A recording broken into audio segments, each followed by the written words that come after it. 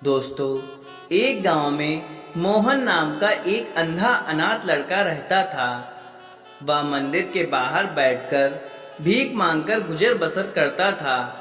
गांव में शंकर चाचा थे, जो बचपन से मोहन की देखभाल करते थे। मोहन उन्हीं के साथ रहता था और वे उसे सुबह मंदिर के बाहर छोड़ जाते थे। रात के समय उसे अपने घर ले जाते थे। इसी तरह समय बीत रहा था। एक दिन मोहन ने शंकर चाचा से कहा, चाचा, आप मेरा बोझ कब तक उठाते रहेंगे? आप बचपन से मेरी देखभाल कर रहे हैं। मैं आप पर और बोझ नहीं डालना चाहता।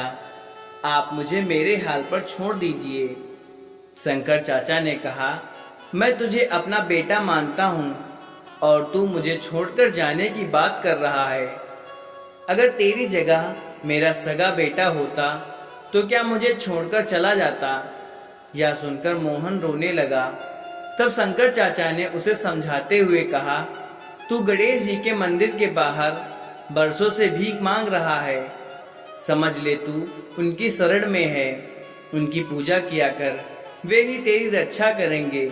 मोहन ने कहा, चाचा, हम भिखारियों को मंदिर में जाने की इजाज़त नहीं है। मैं तो मन ही मन गणपत जी को याद कर लेता हूँ। तब शंकर चाचा ने कहा, बेटा, तू चिंता मत कर, एक दिन सब ठीक हो जाएगा। चल अब सो जा, रात काफ़ी हो गई है। अगले दिन शंकर चाचा मोहन को लेकर गणेश जी के मंदिर पहुँचे। तभी मंदिर के पुजारी ने उन्हें रोका और कहा, अरे, इस भिखारी को कहाँ मंदिर के अंदर ला रहे हो? यह तो हर दिन मंदिर के बाहर बैठता है। इसे मंदिर के बाहर ले जाओ। शंकर चाचा ने कहा, क्या भिखारी इंसान नहीं होते? उन्हें पूजा पाठ करने का हक नहीं होता?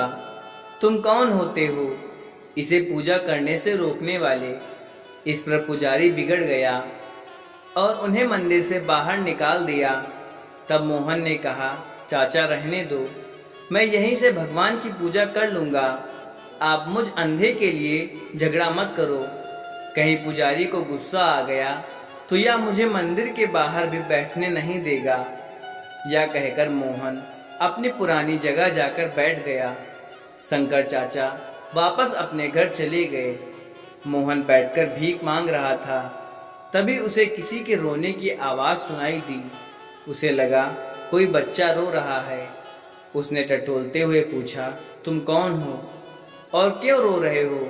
तब उस बच्चे ने कहा, मुझे भूख लग रही है और मंदिर के पास की दुकान में बहुत अच्छे लड्डू रखे हैं, लेकिन मेरे पास पैसे नहीं हैं।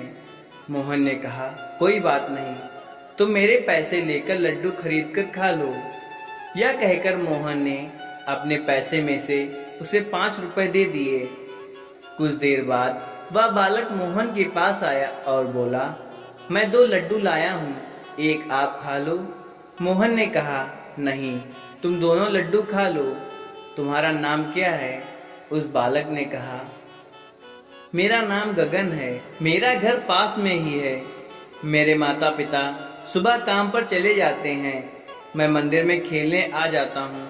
यह कहकर वह बालक चला गया। अगले दिन से हर दिन वह बालक आता। मोहन उसे 5 रुपए देता और वह लड्डू खाकर चला जाता था। एक दिन वह बालक आया तो उसने मोहन से कहा, तुम रोज मुझे 5 रुपए देते हो, कभी मना नहीं करते। तब मोहन ने कहा, गगन, मैं गणेश जी को लड्डू का भोग लगाना चाहता हूँ, लेकिन हम भिखारियों को मंदिर के अंदर नहीं जाने देते। जब तुम लड्डू खाते हो तो मुझे ऐसा लगता है जैसे गणेश जी खुद भोग लेने मेरे पास आ गए हों। तुम रोज आया करो, मैं तुम्हारा इंतजार करूँगा। इसी तरह समय बीतता रहा। एक दिन गगन ने मोहन से कहा, मैं अब तुमसे मिलने और लड्डू खाने नहीं आ सकूँगा। मेरे माता पिता दूसरे गांव जा रहे हैं। यह सुनकर मोहन रोने लगा। उसने कहा, मैं तुम्हारे बगैर नहीं रह सकता।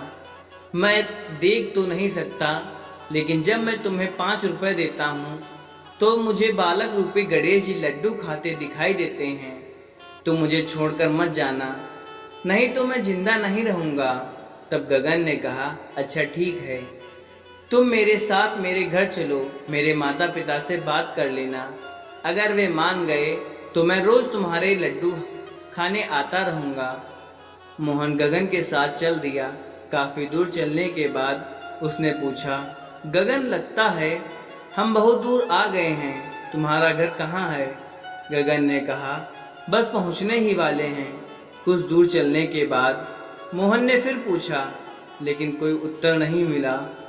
मोहन ने पुकारा, गगन, गगन, तुम कहाँ हो? लेकिन कोई जवाब नहीं मिला। मोहन घबरा गया। तभी उसका पैर किसी पत्थर से टकराया और वह गिर पड़ा।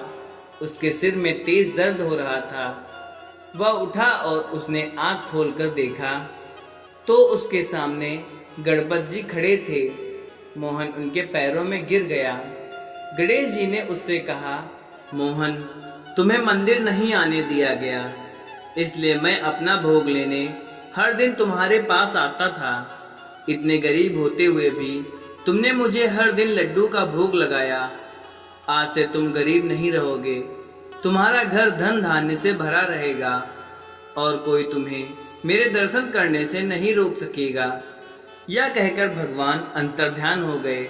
मोहन की आंखों की रोशनी वापस आ गई थी। वह अपने घर आ गया। वहां उसने देखा एक कोने में सोने चांदी के रुपए के ढेर लगे हैं। अगले दिन से मोहन नए कपड़े पहनकर शंकर चाचा को साथ लेकर गणेश जी के मंदिर आने जाने लगा। अब उसे किसी ने नहीं रोका भगवान की पूजा करने से। तो दोस्तों, आपको यह कहानी कैसी लगी? कमेंट करके अवश्य बताएं। धन्यवाद।